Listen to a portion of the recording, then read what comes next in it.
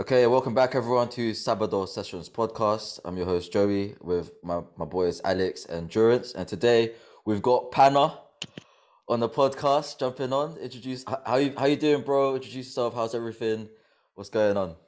So first, thanks for having me. I know you personally and Urins also. I haven't had the pleasure to meet Alex yet, but it's cool to do a podcast with you guys.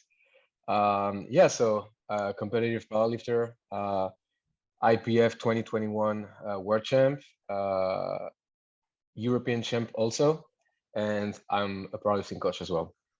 Yes, I'm glad you mentioned the coaching stuff. So the first things first, one of the first things on our mind is the team. What's the roster looking like? I know a bunch. Well, you yourself and a bunch of you are gonna head over to Arnold's Yeah, I believe redemption yeah. is the main aim. But how's the team looking? How's coaching? Not just the ones going to Arnold's, but everyone else. How's that looking, bro? Yeah, so like you just said, redemption is the motto for the coming weeks. Uh, So basically, Leah and myself had a rough worlds competition, and we both intend to basically just show like what we're made of. Because when you're on top, people know that you're on top, and whenever you just go down just one step, they're like, Mm-hmm. "Yeah, he wasn't that strong to begin with." So we kind of have that same drive, that same passion that we want to show people what we're really made of. And also we so basically we don't know exactly like how the Sheffield wildcard system is going to work out, but from what I heard, the big plan is to have head-to-head matchups with world records at stake. Leah, she holds the world record for her weight class. We all know what she's capable of, so she'll just prove that what's her worth at this comp again. And myself, I intend to break the 66 kilo world record in order to establish myself as a contender for a head-to-head matchup with the currently selected 66 kg athlete, who's Mm-hmm. Eddie. Yes. So we have this mindset for Leah and myself, and then for Tiffany. So basically, she won everything she could this year. World's best lifter, whatever you name it, she won it. Yep. So it's more so in order to gain experience because she's pretty new to the game. She hasn't been competing for a long time, a little under 2 years. So what we plan on is really develop that skill of competing, having the having the use to do the water cuts, to do in front of judge, to be in front of judges, to feel the energy, the atmosphere, and it's a whole different game. Like training and comp is a whole different game, and Yeah. that's funny because people are like, yeah, whatever Pana's hitting in training, he'll hit 10 kilos less in comp, and I'm like, yeah, sure, man, but have you ever competed at Worlds to know how it feels like? And maybe we can talk again. You, you know what? Yeah, go on, Durance. Take it away, bro. I know you got a lot to say. Yeah, he has After he has a hearing lot to that, say. Do you know what, Pana? I'm just laughing is because it's the same concept I get on social media. People are like, yeah, you always hit these numbers. You're not going to do it here on there. But the reality is, I said to people, world is a different beast. I mean, you experience it yourself and Leah experienced yourself. Leah was the poster girl. We can't take that away from her. But look at what happened to her. If it can happen to her, it can happen to anyone. And bringing you down to, you mentioned Tiff there. I know Tiff that hasn't had experience in powerlifting. Tiff is the best powerlifter in the women's side. She's the best powerlifter in the world and potentially will go down in history to be the best ever, right? So how do you feel as a coach coaching her for her to be in the sport for 2 years and already hit a milestone where no one has? How do you feel you as a coach? Yeah, it's crazy, man. So the thing is, people probably know from social media, but we all train together like pretty much all day, all year around. We know at which time who's going to be at the gym, and we kind of have our schedule basically based around our trainings. And right now, some of us, are capable of making money out of it, but at first this wasn't the case, and we still were mm, doing the exact same thing. So it's more so about it's an individual sport, but we practice it as a team. yes. So So and we all will have these ideas where you go with the boys playing basketball, whatever. You got a little bit of trash talk, roasting, everything, and we got that for powerlifting, and that's the way we thrive with our sport practice, basically. So that's how it is within your team. You're saying, yeah, Yeah, like there's a yeah, bit of trash talking. yeah, I actually, you mentioned about the whole training thing and everything. We had Coco yeah. in one of our episodes. I don't know if you've listened to it, but he mentioned something how pretty much he's passionate about the sport. I see it with you and your team as well. Like you mentioned now with Tiff and Leah, as like you're all training together. He also mentioned the thing about where he's never taken more than 72 hours away from training. Would you say that applies to you as well, and Leah, Tiff, and everyone else that you train with? Because I find that kind of like, After a comp, you mean? insane. It was Even after a even comp. after a comp, he was Yeah, saying, no, "Oh, so you have taken more time off as on no, top? You've never no. taken more time more than." So the only time we all took time off was after 2021 Worlds, where we all won, and Hmm. where it was a little bit messy to be able to train because there were restrictions about Yeah, the facilities and everything. And we were like, you know what, we won this year. If we take 3-4 days off, that's not that bad. And that's the only time I didn't train. So basically, we met again, Joey, at 2021 Euros, yeah, and I won, right? yeah, The bro. the next day I was training Oh, because I won, but by the smallest margin. And I was like, you know what? I won this time. Maybe the other time this won't happen again. mm-hmm. So I went and trained the next day, the very next day, and I did a full on SBD session. And everybody was looking at me like, with bloated eyes and everything. And I was like, man, that's what I love to do. So you can't. And I have this conversation with the French coach. He's like, yeah, man, you never take days off, and yeah, why would I? That's what I love to do. And if I feel like I need to, I'll dial back my training a bit. But that's where I'm expressing myself. Basically, that's in a way, powerlifting gave a lot of meaning to my life and helped me through some rough things that I was going through, like a lot of athletes, I feel like.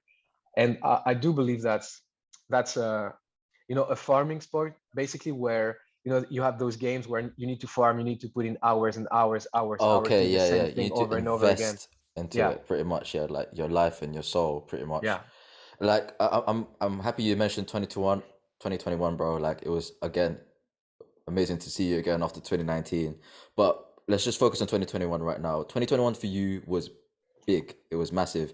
It was massive for like the people you were coaching. It was massive for you. You were like world champion, European champion, everything else. And I believe, because I was there as well, you proposed to your partner, right? no, it was sometime before. But you want to get pictures there and everything else. So Yeah, yeah, yeah, she's your fiance. So yeah, obviously, like I said, we spoke to Coco. You guys have silent worker, yeah, and not only is she your partner, but she's also your business partner within the silent worker frame. yeah. How do you balance that? Because obviously there's not just like a personal relationship there, but like a professional relationship too. Because obviously we're all like pretty much of age where we have to work Yeah. in order to like pay bills, have a life, and everything else. But you're pretty much putting your work home as opposed to like what we're doing. Like obviously we have like Durance and I have 9 to 5s. Espen has his own like other business to tend to. But how do you balance all that out and everything else? So I basically don't. So which makes my life a little messy because I don't have a clear separation between when I'm working and then when I'm chilling. So what happens with sound worker is so I'm basically the face and the ideas a lot of Mm-hmm. times, and Anissa is like the mind. She's doing all of the. I'm more of the concept guy, and she's putting in The those concepts planning, the into reality. administration, Yeah, everything yeah. else. So Okay. Coco and myself are more so with the image, and she's really about like making it real and making it happening. And so the thing is with Silent Water, it's growing like at a rate we wouldn't imagine even a year ago, and we're so happy and so grateful for that. But we haven't paid ourselves a single dime since you we started. reinvest everything back. Everything, yeah. I didn't get a single euro from Silent Worker, neither Anissa nor Coco. It's just we work, and whatever penny we're doing, whatever euro we're putting out of it, immediately into the machine. Whoa! So I'm like, I'm asking a lot of questions here, but yeah, don't worry. That's pretty much I guess one of the contributing factors as to why the sport of powerlifting in France is growing so much, because of the likes of you, where you have so much passion behind it that you're not doing it for yourself anymore. You're literally doing it for the sport because you love the sport so much. Like my next question was going to be, where did you find, I don't know, the love for it? Because obviously I've only known you since what, 2019? Yeah. And that, honestly, you were like the most humblest dudes I've ever met. Literally just met, we clicked straight away. I mostly forgot what we spoke about, but I remember you mentioning I'm just anime. disappointed. I thought maybe the most humble guy you ever met is me. I'm just a little bit Okay, disappointed there, but yeah. Okay, the most humble 66 there is. Is Thank that fair? Well is said. that fair? Well said. Well said. Sorry, Espin. But yeah, well so said. yeah, so the question was like, where did you find, I don't know, the love for it? Like, where did it all begin? And you don't have to answer in detail. Just Okay. remember when and where. So basically, I always enjoyed lifting heavy stuff from the moment I stepped into a gym, but I didn't know back then this was a sport. So whenever I found out this was a sport, I was like, okay, that's my sport basically. And then just enjoy the sport. I don't know how to explain it. Like when you enjoy football, that's just because you enjoy football. You don't have to have a reason for it, and that's pretty much the same for me with powerlifting. The thing is, it helped me a lot in my life because I was always asking myself questions. I wasn't when I was younger, I didn't know what I was going to do later. So like 99% of people of that age, obviously. And then powerlifting just gave me a frame. I was like, okay, that's where I want to be. That's the frame in which I want to express myself and in which I want to develop. So from there, I was like, I don't have a choice but to find a way to make it, like sustainable for me. And so for the first 2 years or a year and a half, can't remember. So I dropped out of university. Like I was doing low master. I don't know. Yeah, Coco told us, bro. Like, Yeah. that's insane. And he said it was from the most at the most prestigious university in France. It was amazing, man. Yeah, it was. And so I was just taking a class, and then at some point I just closed my computer and I just you just fucked off. And then the teacher was like, yeah, what are you doing? And I was like, you probably won't see me ever again, so have a good day. And I just left.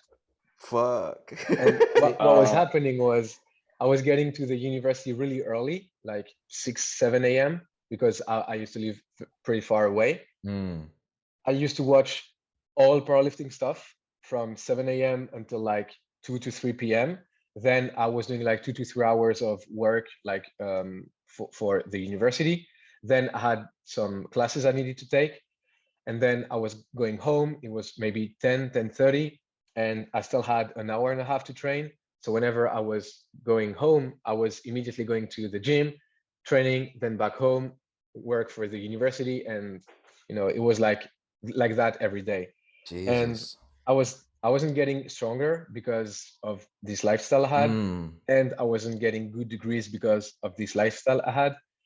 So I was like, I need to make a choice, and I either have to drop university or I need to drop the sport. And I just made my choice. I was like, you know what? If I'm 28, 29, and I didn't make it in the sport, I still have, I don't know how many years to go back to university, take the classes where I didn't finish, and then find a job and live my life.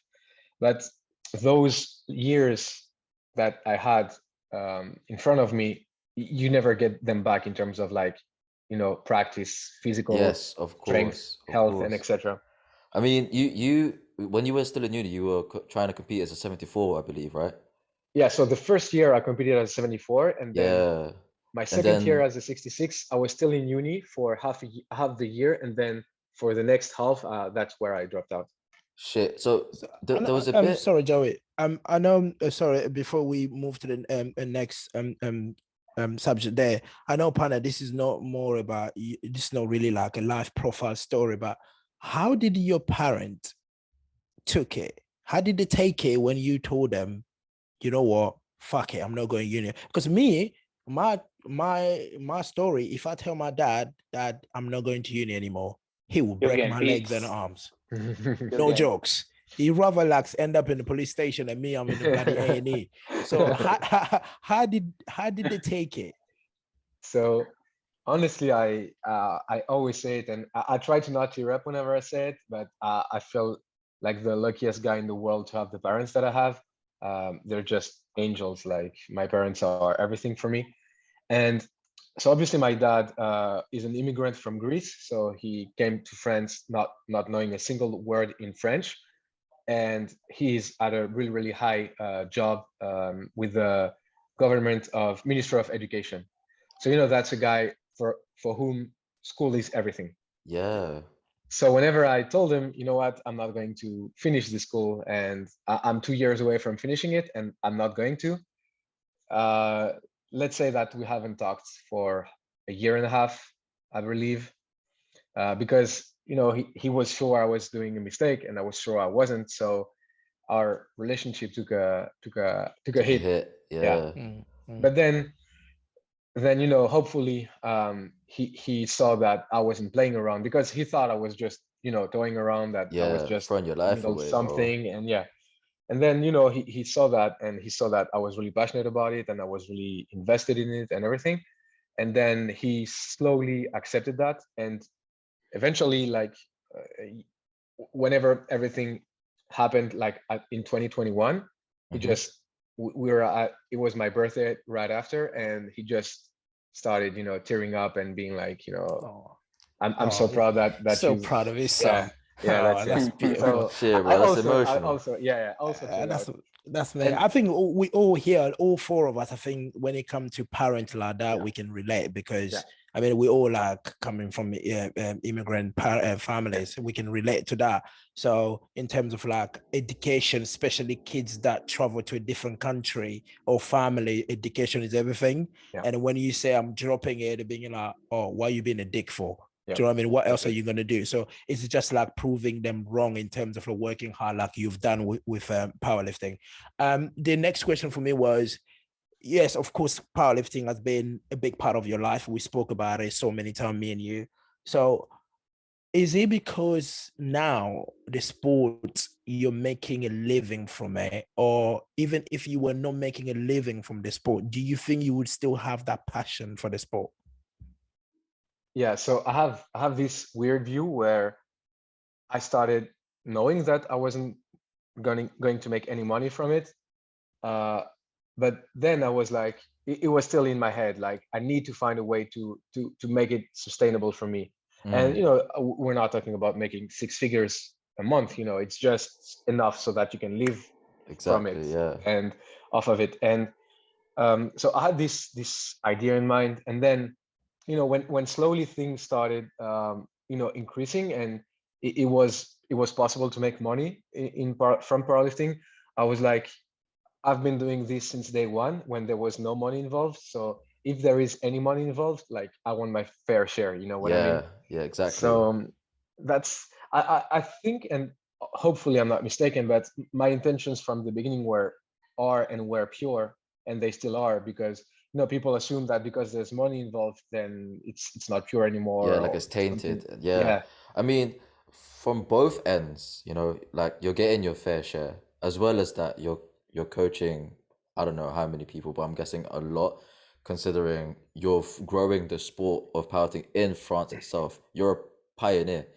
You're pretty much doing things head on, first guy, your team, everyone else, and that's why you are where you are now. And then obviously you did amazing in 2021. We'll go into this year's Worlds. Like you said, like it wasn't the performance you hoped for. It wasn't the performance Leo hoped for, but it went perfectly for Tiff. But I just wanted to ask real quick. I know you guys, Team France, didn't stay long. That's what Coco said. But what did you think of the Leah's weight class that carried on competing without her, because I thought it was mad that they all totaled the same somehow, top three. Just all totaled. Did you have any views about that? But before we get into how yours went, but I just want to see you as like, I know you still coach Leah? You don't? No, I don't anymore. So we'll get to that. Yeah. So you guys, I think you guys will put me on the spot for that, but I might be ready for that, man. I was prepping for. Look, I got notes here for that. So yeah, how do you feel about other teams when the other 63? So I'm sure you saw the competition. How did you guys feel as a team? Did you feel like, oh, Leah could have walked away from this one? So honestly, to be quite honest, like I have the utmost respect for every lifter competing, but I didn't watch it because when the meet was happening, Leah was in the worst place, like mentally, physically, whatever. So I wasn't looking at it like, oh, she would have won, because man, again, utmost that would respect, make it worse. She was with warm-up weights, she was winning. So it wasn't really about that. It was more so about like her, like how she was feeling at that time. And we all are competitors here, and we know how it feels like to not be able to do something and not be able to make weight. You guys can just imagine how it feels, and just imagine how it feels where everybody is like, yeah, no question, she's gonna run through that weight class without a doubt. So she felt that this was a huge failure on her end, whereas honestly I think that she grew from it, because the place in which she went in order to make weight until the final second, a lot of people would have quit the day before. Like when you're weighing yourself on that scale and you see you're 3 kilos above your weight class, and you know that you have 16 hours something to do to make weight, you just quit. That's it. I'm not going to do it. And that's what I told Leah. I was like, honestly, I think you maybe have 1 or 2% chance to make it, no more. If it happens, it will happen that by this margin. And she already was doing water cuts for hours. She was resting, and whenever I told her that you have 1%, 2% to make it, she just went straight back at it. So, she almost pulled an all-nighter doing water cuts, doing hot baths, spitting an all-nighter with my fiance. So I think it started like at 8 p.m. We did a break at 1 a.m. until 3 a.m. Then they went to bed from 3 to 5, woke up at 5, and then 5 until 11 or 12. I can't remember what time was her weighing. So honestly, because of all of that, I didn't even watch the class. And obviously I watched the results afterwards, and I was like, you know what, that's maybe what could have happened at best for the weight class, because it was extremely competitive in the end. The athlete that won, so Megan, I think she deserves it a whole lot, because we all know what happened. So she had babies, and she wasn't able to accomplish what she would have liked before having her babies. And then people are like, yeah, she's pretty much done right now. And the fact that she was able to win and become world champ after all of those events, just amazing. Wholesome story, crazy story. So really happy for her, but at that time I wasn't focused on that at all. But I think when it comes to like go on, Espen. Sorry, just a quick one. So was Leah 3 kilos behind weight the day before? Yeah, pretty much. So she woke up. Right? She woke up, I think, 2 kilos or a little under 2 kilos the day before. So pretty fine at this point. And then the night of, when she went back to do her weigh-ins, she was above the morning weight, although she didn't have any water or any food during the day. So something happened. We don't know why. So we have two ideas. So as you guys know, I was sick. So at that time, I didn't knew, but I had COVID. So maybe it was like the beginning of one of the symptoms, to be some Yeah. water retention, something like that. Or the second option is, so she drank water, and the brand that she bought was with electrolytes, and she didn't notice that. So maybe she drank some sodium without realizing it, and Yeah. at that time, if you drink a whole lot of sodium, you just start retaining water a whole lot. So was it a little bit of both? Was it one? Was the other? We don't know for sure, but that's where we think this happened. You know, I'm a believer. Shit happened for a reason, right? Yeah. So if Leah got on that platform, no one would be interested to watch the 63 because they would know, Leah will walk away with it. Why would I bother? Do you know what I mean? Just tell me that Leah won. Do you know what I mean? don't know. You know why? Because if you know that Taylor Atwood is going to win 74s, but it's not who is going to win. It's how is he going to win? Yeah. You know what I mean? Yeah. But Well, we knowing, saw how he won though. Like, but it was knowing Leah, ridiculous. she would have probably done what Taylor did. Yeah, right. Exactly. In terms of like, why would I waste my energy Yeah. here when I can earn backs in Sheffield? Yeah. You know that what was I the mean? plan. Pana said it earlier. Pana said it I mean, earlier. Like, Leah would have that's won all- with the warm-ups. So yeah, I think so basically she already knew what attempts she was going to hit. It wasn't if I'm feeling like it, I'm going to squat 220 or whatever. She was just going to hit, I think it was 530 something that she was intending. And this was, so basically before Worlds, a week before, I was in the gym and Leah was there. And I think, so during the pandemic, 2 years ago, a year and a half ago, she was at her all-time best. She squatted 220, benched close to 120, and deadlifted over 230. And that was when she was still with you. Yeah, exactly. So okay, here comes the question. Yeah. be Go ready ahead. for that. So Go what ahead. made her decide Yeah. to Switch. switch? Yeah. Switch, yeah, bro. Like, So basically, after Worlds, she felt that she needed to get out of her comfort zone. And although the results were there with our work together, she wanted to try something different, try something else. And you know, I get that, because obviously it's appealing to be coached by Taylor Atwood's coaching staff. That's for sure. TSG, I believe, right? Yeah, that's it. Yeah.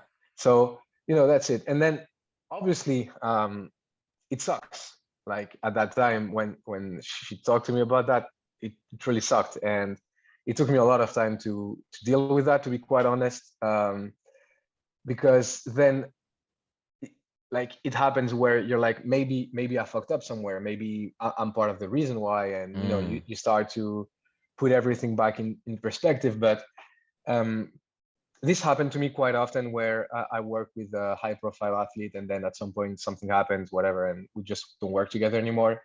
And at first it was really hitting me a lot, where, you know, for weeks and weeks I was questioning everything about myself. And then I just learned to, you know, to just let it go at some point. Yeah. First, if the athletes is wanting to try something new, then, you know, you can't force someone to keep working with you. That's not how it works. Yeah, of course. And then, and considering you guys have an actual friendship behind all of that. That's it. Yeah. Yeah. So I'm guessing you just wanted the best for her. Yeah, what she thought was best for her. Yeah, that's it. Yeah. Yeah.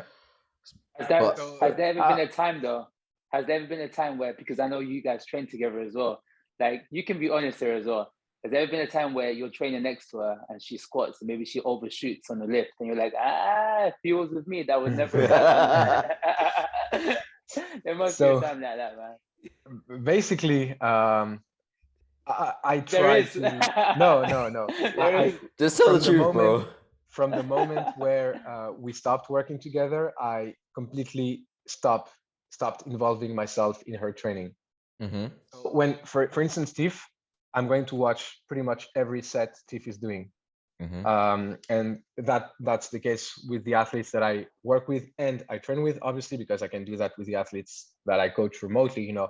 But all of the athletes that train with me, I watch all of their sets all the time, because I like to analyze and, you know, to try to always find ways to make it better. Even though I'm training at that time, maybe I won't talk to them right away from what I saw, but this will be in the corner of my head, and at the end of the training, we'll have a talk and everything. So I used to do that with Leah, obviously, although, you know, she didn't need that technical guidance because she's a really, really high proficient lifter. Yeah. So it wasn't, but Tiff is also, and we're still doing a lot of technical work with Tiff. So, but yeah, so from the moment we stopped working together, I was like, you know, that's something that I'm not going to do anymore because there needs to be a separation. So she decided to go another route, and I need to respect that and definitely not interfere. So from the moment she was like, I'm going with TSG, I was like, okay, I'm not going to watch her training from that perspective. Obviously, I'm going to watch her lift, cheer on and everything, because I think she's the GOAT right now. But not from that perspective. Okay, but I just can't help but notice that you don't really from her recent training videos in your training I don't know where it is. Is it like a gym? Yeah, in your gym. Sorry, you don't really spot her anymore ever since she moved over to TSG. So what happens is people probably don't know, but Leah moved in the US. She moved away. No, but the last few training sessions that she's had. So she changed her lifting schedule. Ah, okay. We all lift, so pretty much we arrive from 5 to 6 p.m. in the gym, and we stay from 5 to 6 until like 11 p.m. to train. Jesus. 12. And Leah started training like at 12 in the afternoon. So, you know, early afternoon. So that's why we weren't together anymore that much, because she wasn't training at the same hours I was. Yeah. I know Leah moved to the States. Yeah. So right now she's in the US. Yeah. And your gym is in Paris, right? Yeah. What part of Paris, if I may ask? So it's not inside Paris, it's a little in the suburbs above. So it's near which arrondissement? So it's up north. You know, you guys have go Paris and des Trois Onze, whatever they call it. Yeah. Where is it? Which one is it? So those are for Paris, the city itself. The city, suburbs. So it's we're not in Paris as the city. We're in the city. Okay. In terms of like, you know, you mentioned about you've had high level athletes where you trained and sometimes they leave you, you know what I mean?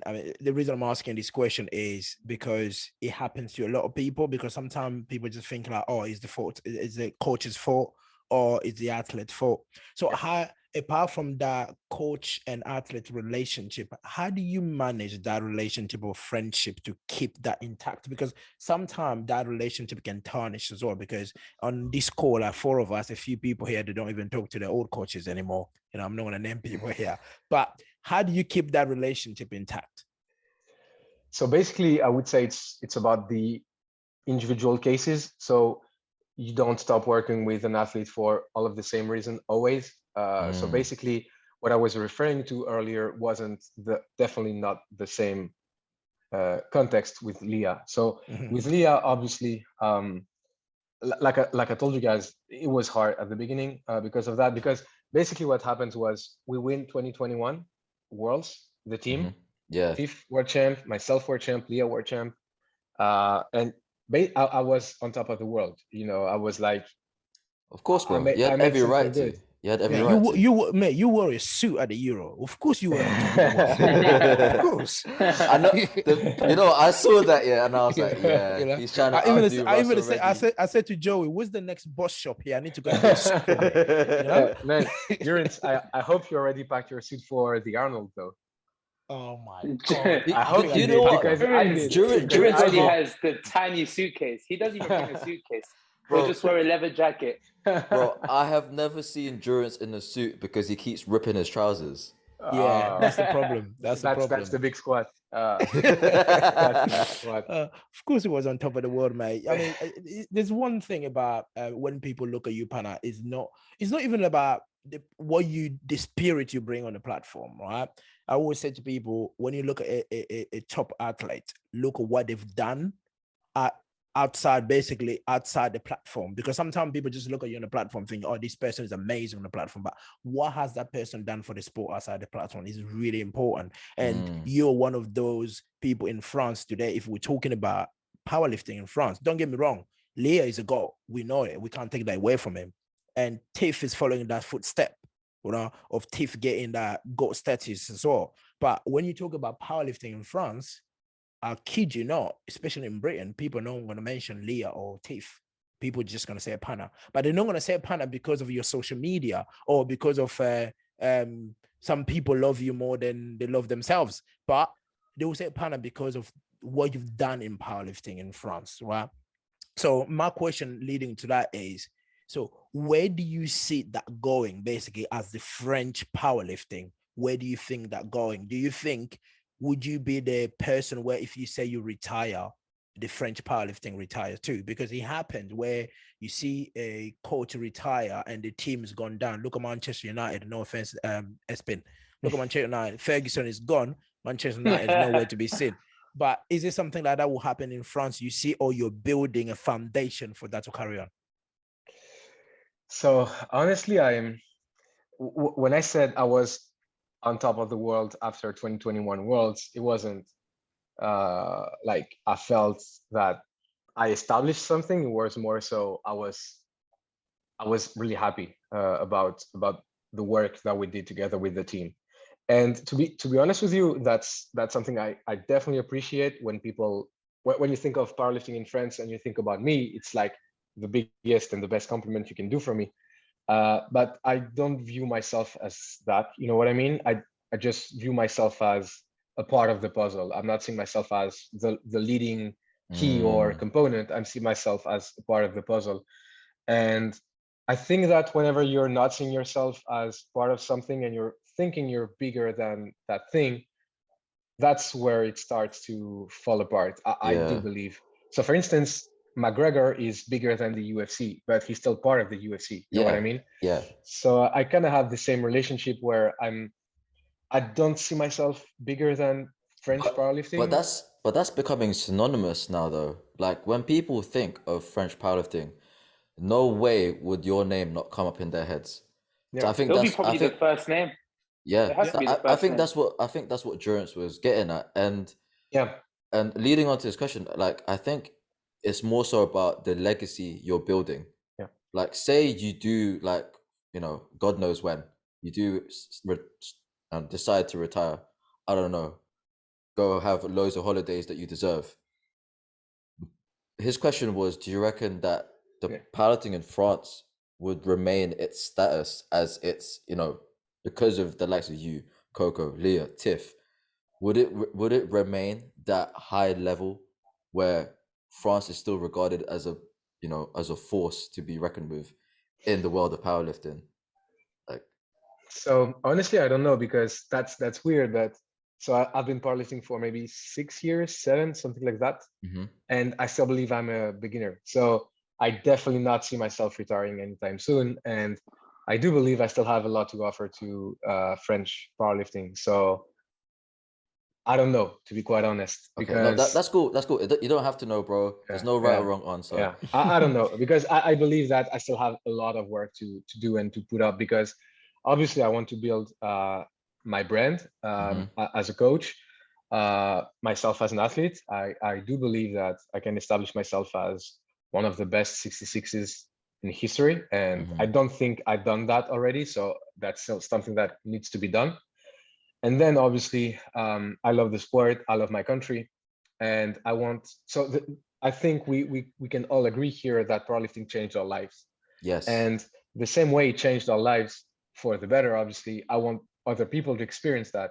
And whenever I have people coming in my DMs or in real life meeting me and telling me, you know what, I was going through some tough shit and powerlifting helped me, I'm like, I want as many people as possible to be aware of that sport, in order for the same way it helped me, I want that to help them. So for all of those reasons, I still have a shit lot of work to do. When you say them, I can't help but think about one of the last Instagram lives you did. Yeah. Where you were mentioning about how the content you put out, how you cater it to the audience you have, whether it's going to be towards English speakers and French speakers. Like I remember you mentioning something along the lines of, if you do more for one, you'll kind of like lose out on the other, sort of. I believe that's what you said. I'm just paraphrasing here. Yeah. When you say you want people that are going into the EMs to experience what you experience, would you say the majority of the ones that you want to like not give back to more, but pretty much like sort of be more attentive to are the ones you're actually like your countrymen? Or would you say it's like legit 50-50 between, you know, people Yeah. from The world. the world and everything else? So, we all are sons of immigrants. And if the world wasn't that open, we wouldn't be here today doing what we do. Exactly. So I think, so the problem that I have with social media, for instance, where I put up content is, so first, the time is limited. So if I'm doing English and French content, I have to double the time. And then obviously also, I maybe this would make sense for some people, but it doesn't for me to just have like an English account, a French account, and do all of the same thing in English and French. For me, that wouldn't make sense. So I'm kind of stuck in the place where, so a little above 60% of my audience on Insta is French, and so I have 40-something% or a little under English talking. So yeah, it's rough because I want to give back to both. I'm proud to be French. I love my country and I love the athletes that represent my country. So I want to give back to them, but why would I not want to give back to other countries? Because although, we all have countries, we all have nationalities and everything, we all are human, and I want to help as many human as possible because, whatever they're going through is as worth as what I was going through. So if that helped me, it can help them. And I want to help people, period, not only French or whatever. That's a fair one. That's what makes us different, isn't it? Espen, you want to jump in? No, go. I'll jump in. Yeah, that's what makes us different, Pana, in terms of like not just thinking about us, but thinking about what others can gain from our stories, right? It's really important. As you mentioned, they have a French and English account. To me, I will tell you, try it. Why don't you just do it? Just do it. Everything start from doing. Just do it. Do it and see where it goes. He did say though, like it will be time consuming. But even if it's time consuming, do you know how long? Do you know how long the subtitles are to do? That takes ages, like a very, very long time. Pana will be there all year just to do one video. I mean, the thing is, if he does it in English, I'm gonna have to request him to do it in Spanish as well because and I think you saw my Spanish skills, right? So this would be crazy. This would be crazy. That would be even amazing. So, Pana, let's touch down a bit. I know we're trying to make this different in terms of like every other podcast you've been through. So we're trying to make this a little bit like sociable. So let's touch a little bit about your training, right? Yeah. I'm really interested to hear this from yourself because I know a lot of people have talked about Pana trains and the SPD days and the accessories and all of that. I want to get it from you, right? Don't give me the whole program, right? Because I'm not a coach at all. I'm not a coach. Everyone get your notes. Get your notes. How do you normally schedule your weekly training? Because it's interesting to me. So, so first and foremost, I want to give credit to, from me, the GOAT, and the GOAT is Mike T. Without Mike T, powerlifting wouldn't be here. Whatever country you name it, it wouldn't be here. France, US, UK, whatever. It wouldn't be it. He's coming in next anyway. Mike T is coming here next. Man, that's so ironic that he mentions Mike T as well, right? Yeah, hopefully you guys will tell him what I just said. But I did tell him that when we met at Worlds 2022 because I think it's great to give back to those who deserve, and that's crazy that, for instance, Steve doesn't know who Mike T is because she's new to the sport and everything. Of course, yeah. So, and when I was talking about Mike T, she was like, who is that? And I was like, that's a guy that really impacted the game and myself as a coach also. So if there wouldn't have been no Mike T's, I wouldn't be the same coach that I am today. And maybe I wouldn't have been, a good coach, whatever. So that's number one. So where it all started was, I always thought there was a right way to do it. you have to look at the book. The book says that you have to do like this and like that, and then you do like this and like that. And obviously I come from that low school degree, low background, where with the lows, that's easy. So in France it's different as in the UK, but in France you have the text, and then from the text the judge interprets, so has an interpretation of the text, which can vary a whole lot from the text itself. Yeah, of course. So it's basically you have a written rule, and then from that rule you can create 10 more rules, or 20 or 50 or 100. It's as long as you have an interpretation ability, you can derive as many rules as you can. So so that didn't make sense for me, that there's one way to do it. Although, you know, I was thinking there were more ways, but I didn't have anything to base myself on. And I came across a video from Mike T, who's I think probably still up on YouTube again, where he was like, I don't know everything, and whenever something's popping up that I don't know, I just have to do some research, do some trial and error, and from there I will learn something. So seeing a guy at his level, having the coaching experience, accreditations, everything that he had, saying that I don't know everything, and maybe at some point I might be wrong, or I might not know the answer, and I'll look for it. It was relieving. I was like, okay, if the guy at the top doesn't know everything and still is doing some trial and error and everything like that, who would I be to not be willing to go through that process? And this just opened my mind, and I was like, you know what? Yeah, let me know. Is that why you say that you keep that you believe that you're still a beginner? Yeah. You keep that sort of beginner mindset, and then from there you just pretty much learn as much as possible. Yeah. And then I know Jonas is asking about your training. So obviously you mentioned Mike T. Yeah. And I know he wants to know how many SBD days you do and everything else. But along with that, it's not even about the SBD. It's just the frequency. Because it is interesting, especially like Pana. You probably have gray hair because of your grinding, right? Grinding. I do.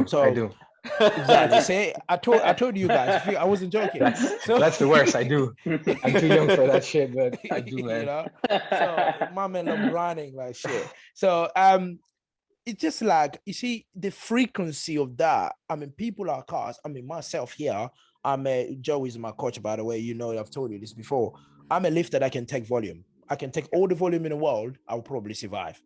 But the way you do it, I will die if I do that. So that's what I'm interested to know. How do you recover? And what is the frequency before you do your SPDs? Because, like, for instance, we had Agatha here last time. She was talking about she does SPD 6 days a week. Yeah, do you know what I mean? Oh, the Polish lifter? Yeah. 6 days a week. 6 days a week, bro. So that when she said that, my jaw dropped. She's beating me. Why are people talking about me and not about her then? Because that's because we haven't released episode yet. That's why. We haven't released episode yet. Okay. I get that. So talk to us and be free about yours. Yeah, so I'm doing 3 SBDs a week.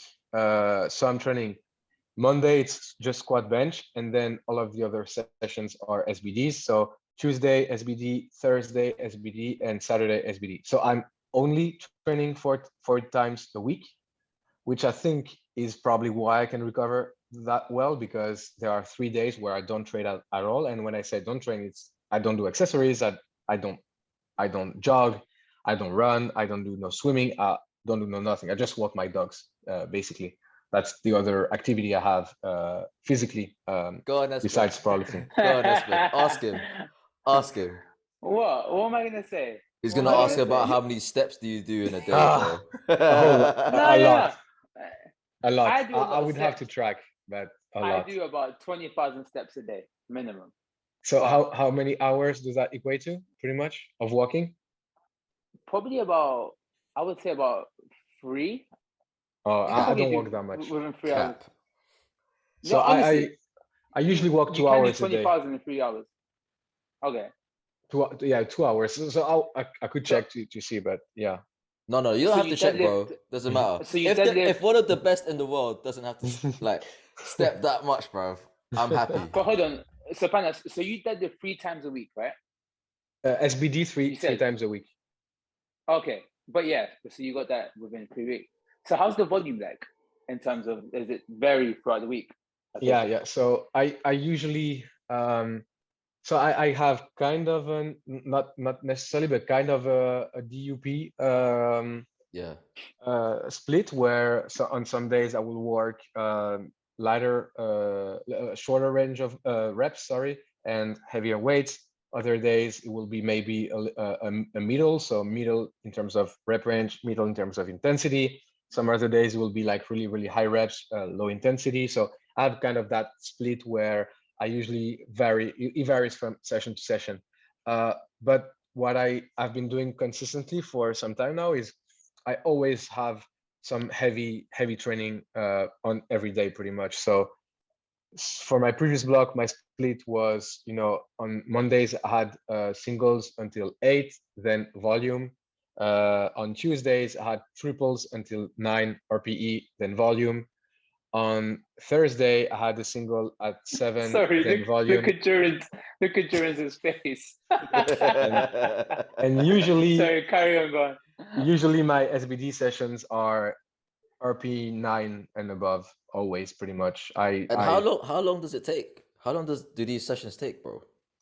So honestly, since it's our gym, my gym, I feel like I'm at home. So, it just goes away longer. But basically, I could be finished within 3 hours and a half with all of my sessions. Sometimes they last longer because, we're at home with the crew. Yeah, chilling. We're laughing, we're having fun, etc. Bro, I'm the same. So, yeah. I'm the same when I train endurance. I'm gonna ask you this, Pana, right? Go ahead. I know we all here have got misses at home, right? Yeah. And we all here have got trouble with misses at home when you come to our training, when you come to our passion. Well, obviously he doesn't, bro. No one is gonna. I'm alright. I'm alright. I'll put my hands up. I'm okay. Tasha so it's just me endurance. So, Pana, tell us, how does she deal with it when you have to train for 3-4 hours in the gym? So the thing is, like I told you guys, she's the mastermind behind Silent Worker. So she has a lot of work to do. So she just so you keep works. her busy. Yeah, she just works. Smart, very smart. You guys just I need to find a business for Sophie. Yeah, I need to find a business for Sophie. That's it. That's it. You just launch a brand, and whatever brand. Call it Loud Worker. No, so honestly, she works all of the time. So from the moment I go into the gym, so she either will first train then work, or she won't have the time to train and she'll just work for 5, 6, 7 hours straight, and then So Anissa's work is based around powerlifting. So she's the president of the part of France where we are. Okay. With the French Federation. Whoa. With the Powerlifting French Federation. Is that where I don't, correct me if I'm wrong, but I remember Coco did mention that you guys get this specific not a title, but like you guys were allowed to train by the during government. COVID. By the government, Is it that same part of the government? So basically France is split into some areas. You have like 6, 7 big areas. I can't remember exactly the number, but so you have those areas, and we're in the center. So our area is in the center. It's the one with the most population, activity, economics, because we have Paris and everything in it. So Anissa is the president of that part, and Coco is in a part of eastern of that region. We call those region. So Anissa is the president of the Paris region, basically, for the French Federation. So she's working with the Silent Workers. So she also helps me and works with me with my coaching business. So she does all of the accountants, paperwork, everything. So she can work. Man, you're lazy, bro. Yeah, I am. Yeah. I just that woman weight. does. Oh man, I think I understand why Silent Worker. She should have been. She should have been on the She should have been on the podcast, not me. Trust me, she should. Pana's smart, man. He just lifts, make sure he kills every lift, and you're good to go. But the thing is, she doesn't have to lift weights. I do the lifting. So that's the easiest part. The easiest part is lifting weight. You know what I mean? If you did not ask this woman to marry you, I would have broke your legs myself. Jesus. But yeah, that's really impressive. you know what? The craziest part is that, so basically, we have a balance where she respects what I do and I respect what she does, and it's both ends of the same piece. We're working two sides together. of the same coin. Yeah, exactly. That's it. Yeah. And what's really mind-boggling is that some people in France say that she's unemployed, and that's why she has all the time to do all of those stuff. And that I'm half mad, half laughing, because then you just don't know what's going on. You don't know that some people have knowledge and abilities in a certain field, and some others have in another field, and having it in one field or another isn't like better or worse. It's just it has to be adaptable, and it like you just said, Joey, it has to be the two sides of the coin. So it's just funny to see that I know, and so the people who know that she's the one. Yeah, I mean, the name makes sense now. Why it's silent worker? Yeah, it's not me. It's not me. I'm loud worker. She's because your brand is getting a lot bigger now. Because I've even seen a few people in the UK with. It's crazy. Honestly, it's so Anissa. You're seeing them quite a lot. Yeah, Anissa did some some projections in terms of sales and everything at the beginning of the year last year for coming year and everything, and we blew them away. So we're really excited about it, and it's crazy. So when I remember a little over a month ago, I was just doing my groceries, and in the grocery shop I saw a guy with our hoodie. Whoa! And I was like, that's insane, bro. I was like, I was hesitant to go to talk to the guy and take a picture with him because he was wearing the hoodie. You know what I was surprised he didn't see you and was like, "Yo, bro." Yeah, no, he didn't see me. Okay. How weird would it be though if he saw Pana and he was like, "Who's this? Who's this guy?" Then, honestly, you know what? It wouldn't have been weird. I would have taken it as a compliment, because whenever the brand can be separated from, that's true. Actually, you know what I mean? Right. Yeah, it means that the brand is bigger than me, and that's my plan. I believe that right now, my image is bigger than the brand, but hopefully in some time, the brand will be bigger than myself. Are you bringing some of that to Arnold's? Sorry? Are you bringing some of the brand to Arnold's? Man, everything is doable. So. But you saying to Arnold, you'll be in Paris like next week or the week after? No, yeah, I'm in Paris. I'm in Paris next week. So the week after, shout him, go and get the merch for us. I don't know. He sounds busy, man. Hey, Pana, don't stress, bro. Don't stress. I mean, Joey's being lazy. That's why Joey's just being lazy. He's got enough luggage. Joey's my man. Us 66 kilos boys, we're lazy. So in here, literally, like I'm 3 against 1, isn't it? All the skinny bastards here against. Alex is 66 too, bro. Okay, nice. I like that. So you're the only fat dude. You're in. I know I'm the only fat one. Look at me, bro. I look like a fucking lump. I'm gonna touch down to your weight cut. Yeah, right? I know that's one of the conversation Alex wanted to hear. Look, his hairline is like it's shiny. I touched the weight cut. So, can you just elaborate a little bit for us? How do you normally go on about cutting your weight? Because I'm conscious, like I'm aware that you normally train a heavyweight. When I mean heavyweight, I'm talking about 69, 70 kilos. Yep. So for you to get to 66 and still perform, especially like in 2021, for you to cut weight and still win. Even in when we were in Sweden last year, the Euros, it was a time where someone was telling me, I was like, "Where's Pana?" "Oh, he's still cutting weight." I was like, "For fuck's sake, we got a couple hours to live. He's still cutting weight." Do you know what I mean? So can you just elaborate that for us a bit more, coming from yourself? How do you normally go on about it? Because Alex has missed weight already, cutting down to 66. Twice. So you can learn twice. So you can learn once. From that. I did it once. But it's twice because he didn't turn up to the other one. Because I wasn't allowed. They told me I couldn't come. So we can learn from that. So how do you go on about that? So basically, if I were to give an advice to people listening to that, it would be try to have as many data as possible. So what I mean by that is how many liters of water you drink a day, how many sodium you eat a day, how is your body weight fluctuating usually. So do you lose a kilo overnight? Do you lose 2 kilos overnight? Do you sweat a lot? You don't sweat at all? All of those metrics. Basically, the more information, the more data you'll have, or your coach will have, if you're doing that with a coach, the more precise the workout will be.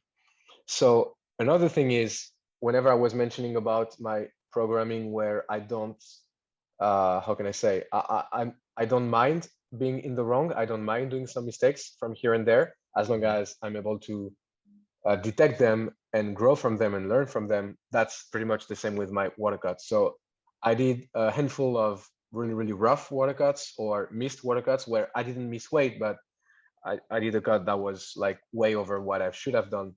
So I did a lot of those, and then slowly but surely you refine your craft, and you try to develop some ideas, some dynamics, some metrics where you're like, okay, if I'm at this weight at that time, I'm pretty good, and if I'm not, then I'm done.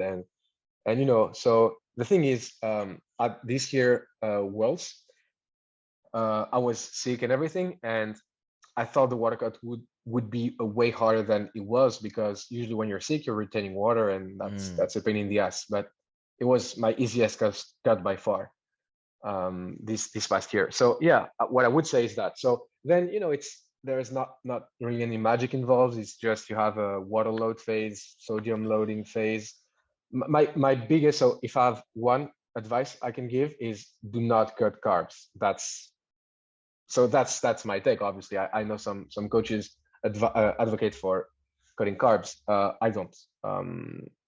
I would say that the benefit you gain from it is really extremely small in terms of how much it can cost you.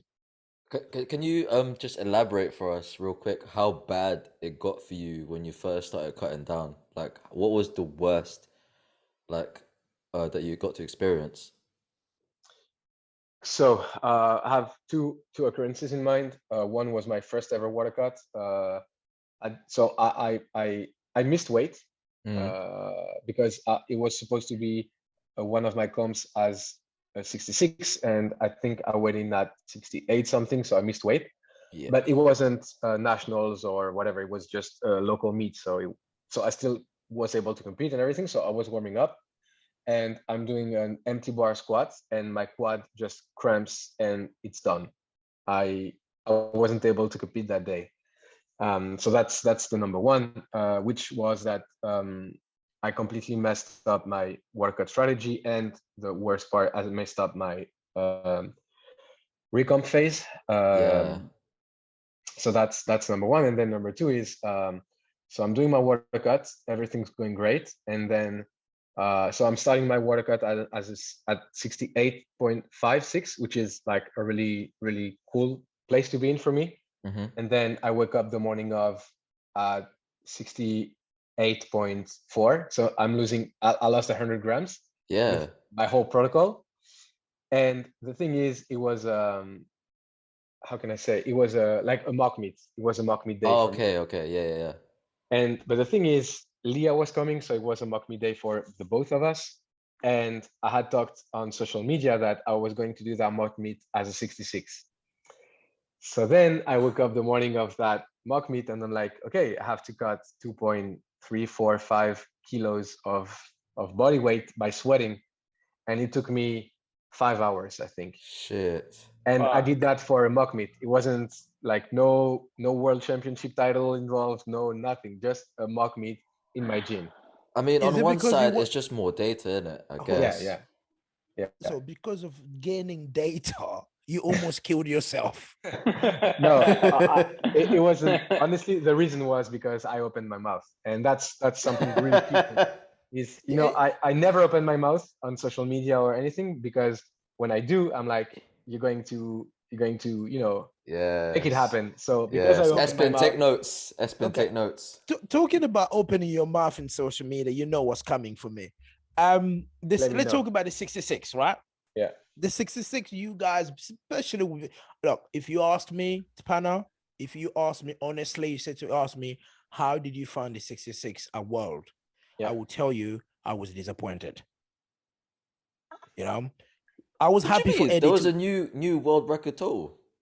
I was but disappointed. I think Jordan's means disappointed as in like between him and obviously Joe Jordan. I'm talking about disappointment. I'm talking about here. But the guy got yourself, COVID and he was injured. Joe Jordan. Do you know what I mean? Jonathan Garcia. So the 66 basically, Pana. We were going to South Africa. We were expecting the 66, at least the top 3 to be 700 plus. Yeah. That's what we're expecting, right?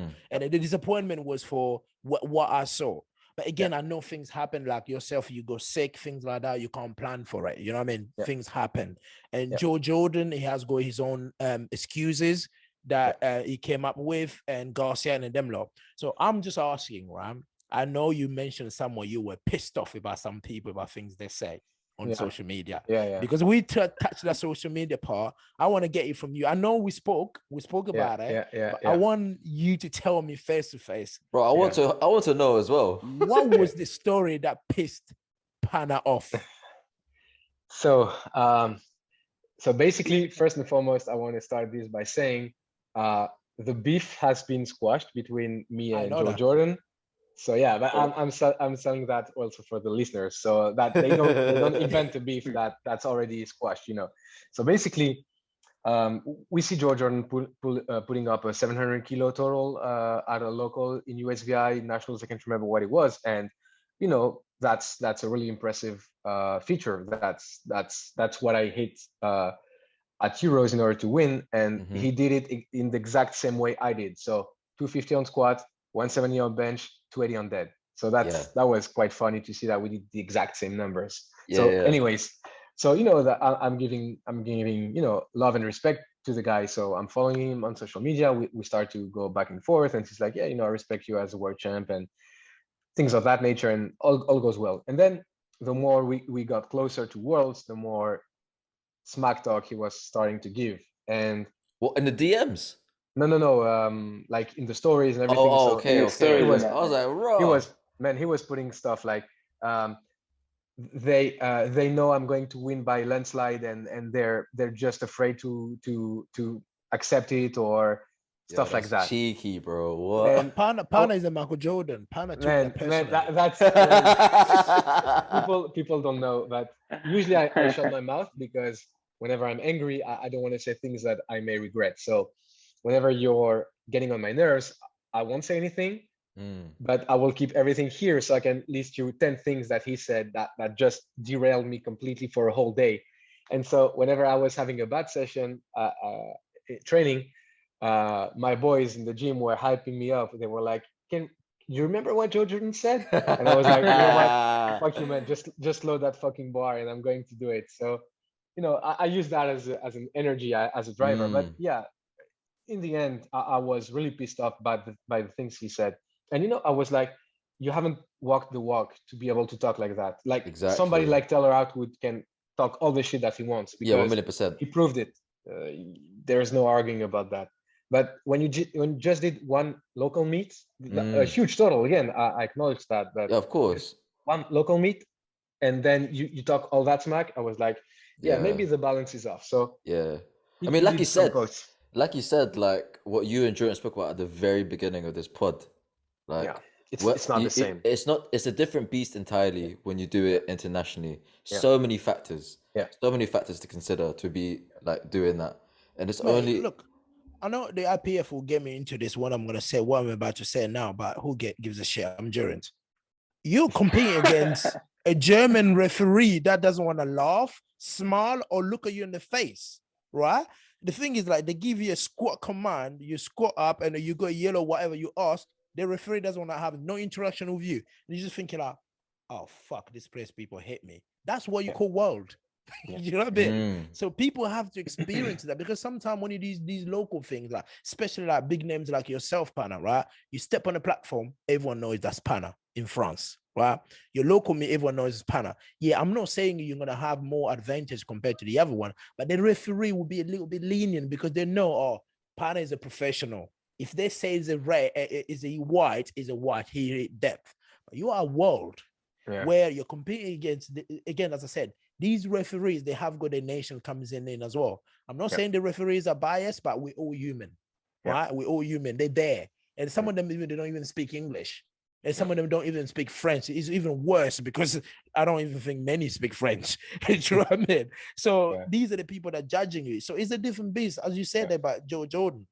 As much as you are, the total is big, but you haven't done it in a place where it matters. And you did it once. You know what I mean? Like we all have those sparkles, and you all know how many players that did like a 50 points game in NBA or that scored three goals in a football match or whatever. But then it's not about doing it once. It's about like consistency. It's about doing it for years. And then people are like, like that's why I think that Taylor Atwood, Russell Ory, all of those athletes are respected. It's because they didn't do it once. They did it 5 times, and then they opened their mouth.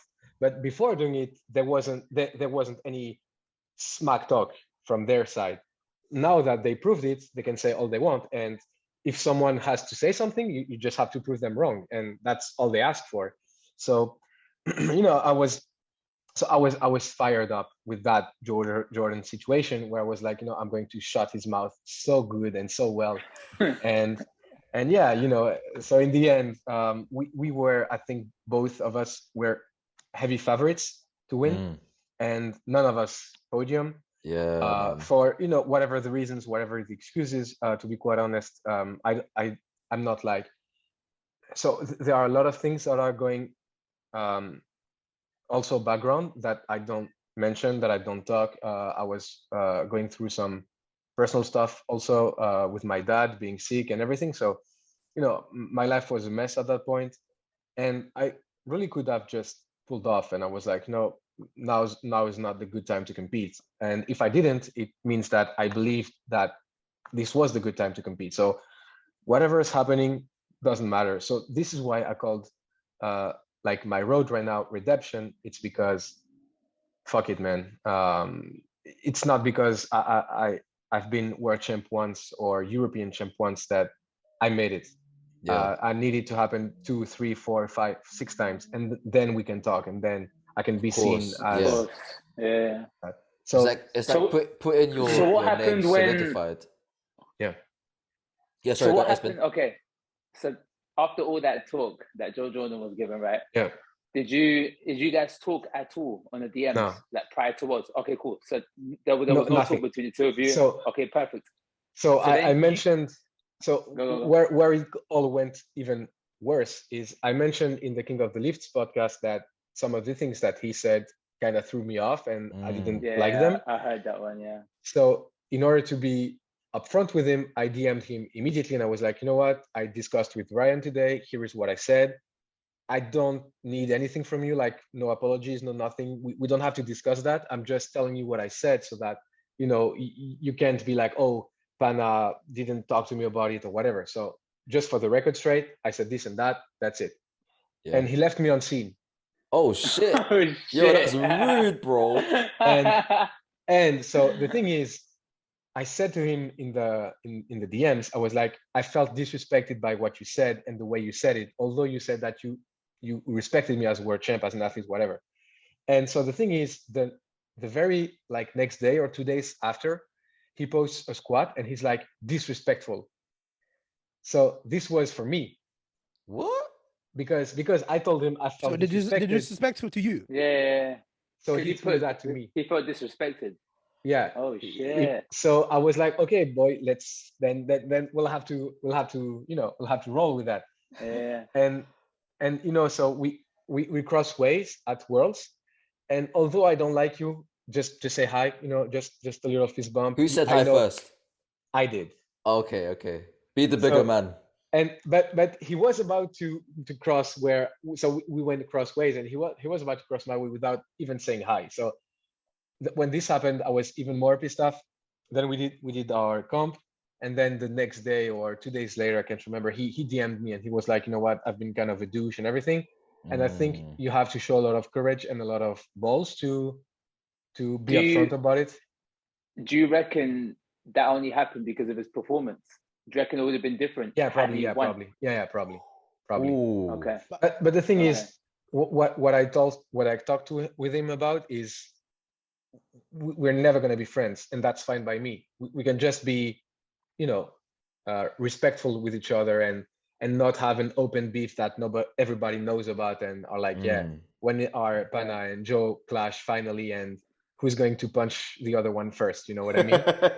Yeah. The only thing I can say though is that what he did do, it created so much awareness for the 66ers. I'm not gonna lie.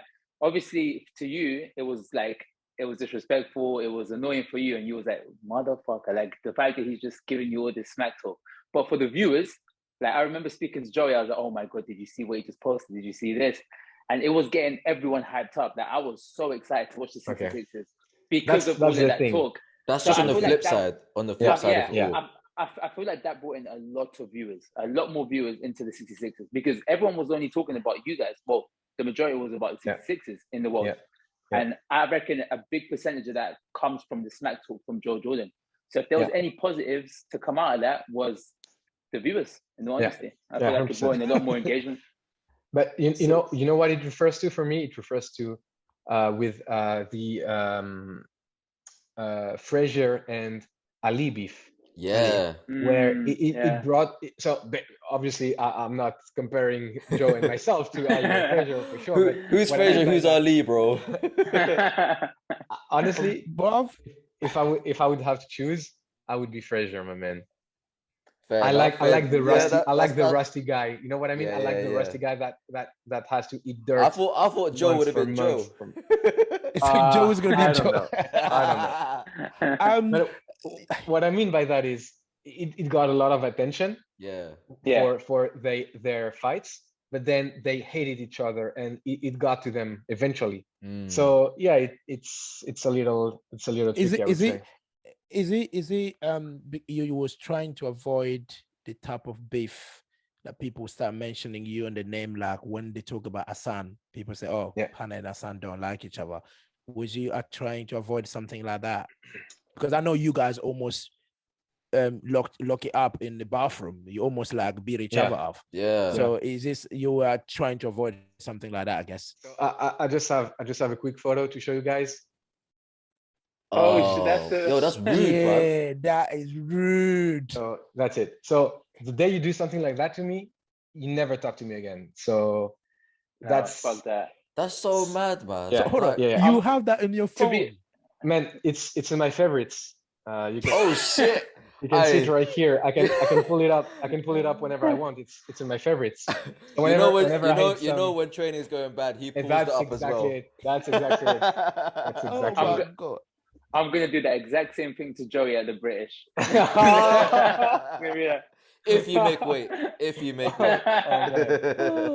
But I got one question though. I have got one question about that, about the whole George Jordan thing, right? So do you reckon the beef that you guys had, well, leading up to it anyways, was there any part of you that thought, like, did you forget about Eddie in that whole conversation? No, or did you like, or was you still thinking about Eddie and thinking, shit, this guy's still gonna come in hot? Yeah, from day one. So basically, when I met Ryan for the first time in 2019, I was sure Eddie was going to win.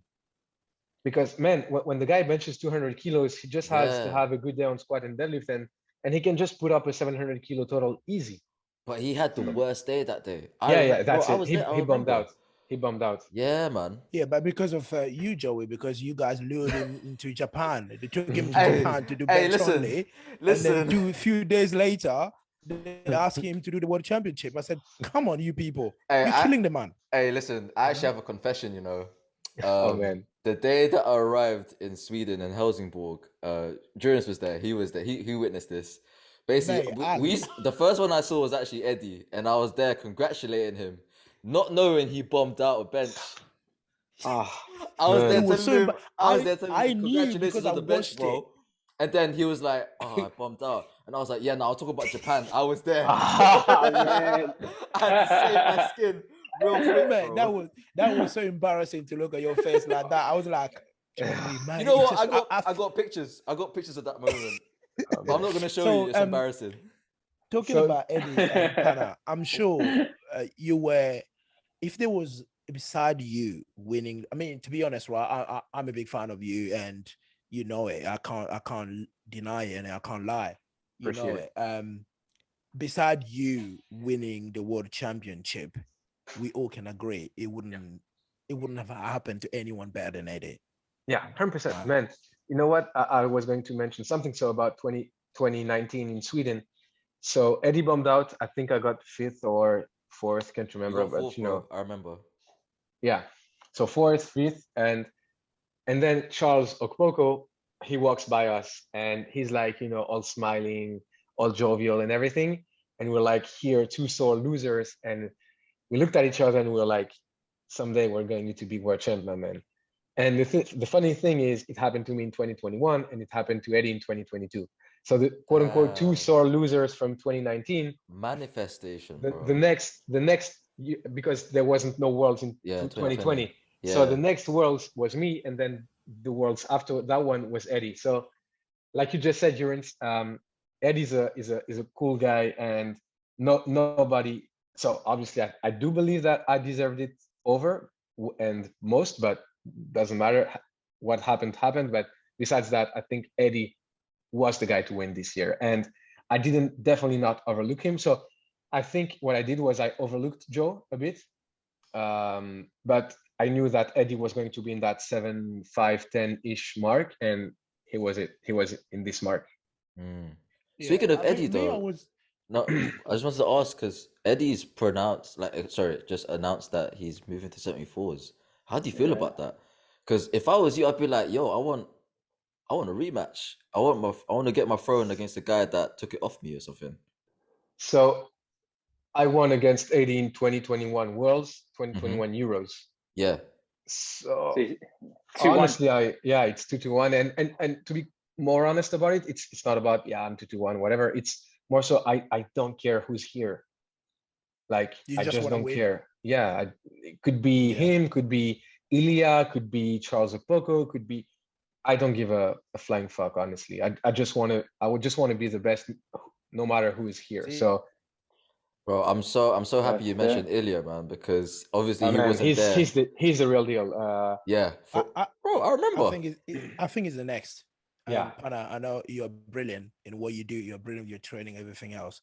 But we know Ilya is the next. You know what 2023 Malta? If they release them, if they release the what do you call it, the Russians, you know. It's going to be interesting, and it's going to be interesting. Bro, can I say something, again, going back to... No. Go, Pana. Say it, bro. I just want to say something.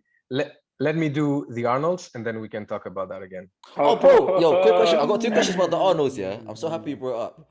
Are you going to cut to 66 for Arnolds? Yeah, 66. And then beat the world record total? So the thing is, first, I wanted to beat it by the smallest margin if I get into Sheffield. So honestly, I don't know if I'm going to get into Sheffield, but I'm like, if I'm going to get into Sheffield, I just want to beat it by the smallest margin and see. And then I thought about that for a moment, and then I was like, you know what, fuck it, I'm going all out at the Arnold. Yeah. So if I total 730 and I just put it that high for the world record. Have you already decided what you need to total to out GL Chance? Because right now he's nominated first. And we asked him. Asked him, bro. What did you ask him? We asked him, like, yo, is anyone coming for that number 1 spot that you're slotted in? Jones, what did he say again? No, the answer was Pana, Chance is a typical American, right? They don't believe anyone will beat them. So including this is what he said: if he has a 3 out of 9 day, then people like us, myself, and the rest have a chance. Okay. So far, there's no chance. That's what he said? There's no chance. That's legit what he said. No and this episode's coming out after his. Okay. It's coming up after his. So, honestly, if somebody else besides Eddie was deserving that world championship title, that's Chance. Oh yeah. Chance is the OG, man. From when I started, he's the OG. He's working like a madman. I have nothing but a whole ton of respect and admiration for the guy, whether it's athlete coaching. He's an OG, and man, I love Keiko. I love Gavin. Gavin is my dude, but man, Chance deserves it more than anybody else. Like, I don't know if you guys remember the time where he fainted on the bench, So the bar. Oh, and went he's into his bro. He mouth. told us. Yeah. He told us, bro. He broke his. But wait, he broke his teeth. So he does a story where he's in the hospital getting that fixed, and then 5 hours later he posts a training session because he didn't finish his training session. So he went to do the surgery, and then he went back to train with his mouth stitch and everything. It's insane. So, bro. But back to our question. Back to our question, bro. Yeah. Go ahead. Are you going to be the man to topple him off at Arnold's? And if so, what have you already pretty much sussed out what you need to do that? Honestly, I haven't thought that through because okay, my number one goal for the Arnold is to get my spot for Sheffield. So, and that goes with the world record. So I don't really care. I'm seeing more so as a meet with athletes that I respect and look up to, like Urans here, Chance, all of those names. And I'm like, this is going to be crazy. So I honestly don't care. Like if I'm first, I'm first. If I'm second, I'm second. If I'm not on the podium, I'm not. I'm not going there for that reason. I appreciate your answer, bro. Honestly, I appreciate it. And you're 100% now, right?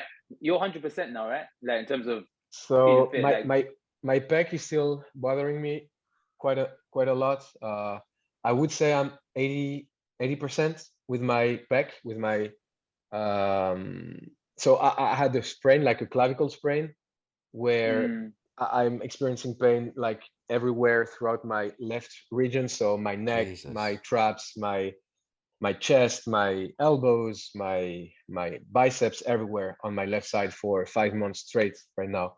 And now is the time where I'm experiencing the least amount of pain, and I'm not on painkillers or. Is that why you said 170 soon? Sorry? Is that why you posted 170 soon? Oh no, because because things are getting way better. So I do believe that. So until now, I wasn't limited by my strength on bench. I was limited by the pain that I was experiencing because you can close your fist as hard as you can, and then you take a needle and you put the needle on your hand, and immediately it will open up because the pain just works like that. It just stops the information, the signal to produce force. So yeah, because of that, that was hard. But squats, I'm stronger than I ever have been. Deadlift, I'm getting there slowly. Hopefully by the end of the block. And bench, I think by then I should be good enough for 170. I hope so. And if not, 165 will do the job if my squat and my deads are there. Can you answer this for me? How many reps did you get with that 250 squat? Because I said it was 5. You put a post on your stories. Was it today? You said how many reps did you get? Oh. Yeah. I know it was 240. It was 240. Was it 240? Sorry, I said it was 5. How many did you get? 6. I shouldn't have posted that because I was pretty happy by the number I got, and then people were like, 8, 7, 8, 9. I was like, fuck you guys, honestly. So I got 4, and that was RP 8.5, 9-ish. So I think I could have gone 5, but that wasn't my intended RP for today.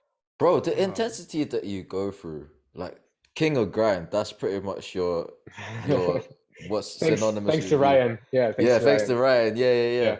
Bro, I have to know because it's happened to me. Have you ever or do you burst blood vessels pretty often? No. Never. Oh shit! What? No. You telling me you never shed blood? No. Fuck. Damn. I'm gonna have to ask your woman, mate. I don't think you're telling the truth. So I never faint. I don't have blood coming from anywhere.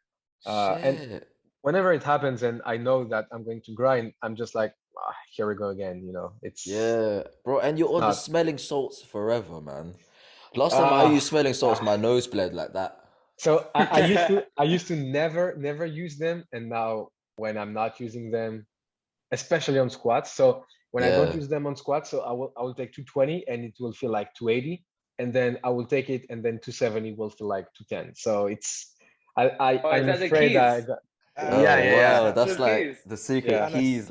Send me that shit. I want my 290. Juris, we've tried that, man. You started crying, bro.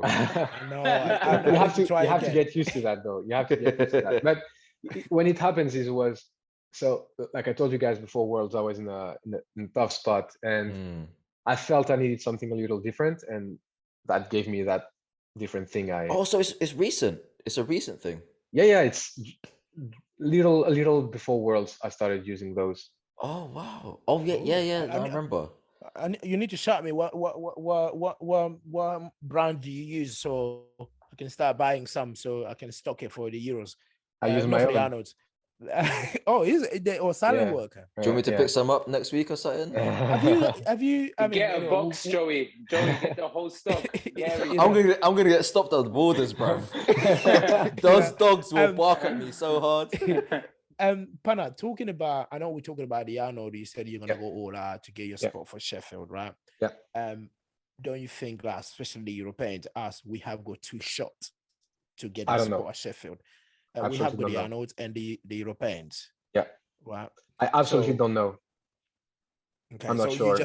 So because I'm thinking, this is on top of my head, right? Yeah. If you break the world record, as you're saying, at the Arnold, so what's the plan for the Euros? Crush it even further. Damn.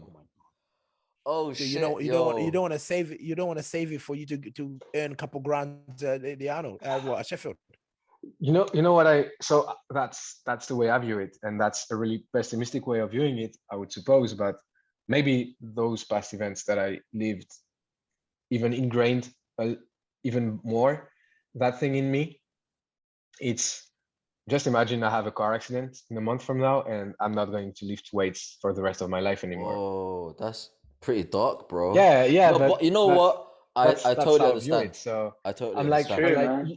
We don't know for how long we're going to be healthy. We don't know for how long we're going to be able to do it. So just imagine the guys in Ukraine. So they're training, everything goes well, and then all of a sudden they have the war coming, and it's not about training anymore. It's about surviving. So we don't know how it's going to be tomorrow. So my view is, as long as I'm strong, healthy, and I feel good, why not just send it? And why would I restrain myself for? It's not for 10,000 euros. Obviously, 10,000 euros is a lot of money, but hopefully I'm going to make more than 10,000 euros in my life. I'm working hard for that. So I have never restrained myself from going all out in my life, in a comp or in anything for the matter, because that's not who I am. So at first I was doing some math, and I was like, you know what, with the Arnold, I'm going to do this, and then I'm doing like world record plus 2.5. beating it by the smallest margin.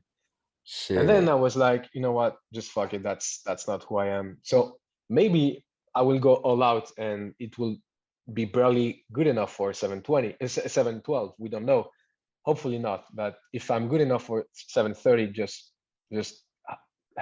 hold me accountable for that. I'm going for 730 if I'm good enough. Bro. We will, bro. Pana, now, like, I hate you. I don't like you no more. Because Why? I was thinking to use the Arnold as a springboard to the Euros. Now I'm sitting here, I'm thinking, Joey, tomorrow we're going to go the Arnold. Look what you've done, Pana. You put a spanner in my works. I think we're going all out. I think we're not holding back no more. We're going I did some inception. But you know what? Just again, it's cool to have the like Teller Atwood mentality, where you're like, you know what, I'm going to win by the smallest margin, then I'm going to Sheffield, I'm going to make a lot of money, I'm going to be the best at Sheffield, and all of that. And that's really cool, and I respect that. But then also I'm like, first, I'm not sure I'm going to get into Sheffield. Maybe it's already said and done, and I'm not part of the selection. So why would I bother to not do the highest and the biggest total that I can possibly do? And then I'm like, just imagine, guys, in 5 years from now, we know that we were all at that moment at the same time, doing the same thing with the same energy, the same intention, the same intensity. And at the end of the day, that's all that's going to remain, you know, us having fun, us expressing ourselves on the platform. So why would I restrain myself for something that I love that much? I don't know. So true. You know what? Fuck it. I'm maxing out tomorrow. I like that. Tomorrow. RPE9s for everyone. Let's go. I want to see some grinds.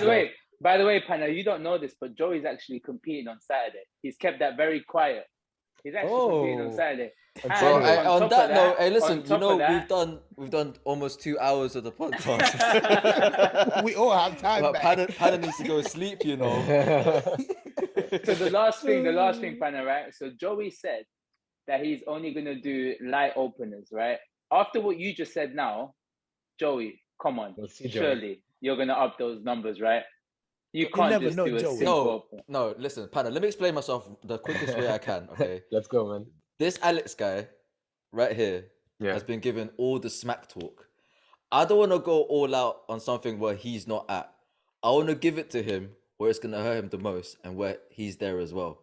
Can you? It's like Joe Jordan's like talking smack and you're not there. When are you guys going to face off? At the British. I think it's in March, right? Yeah, March. Yeah. Man, Because at the moment, March. By March, I'll be a dad, man. I'll have 5 kids. There we Shit. go. There we go. Man, How I'll have 5 kids. Go all How out many right you now, man. impregnating, bro? my man Sumes are fast.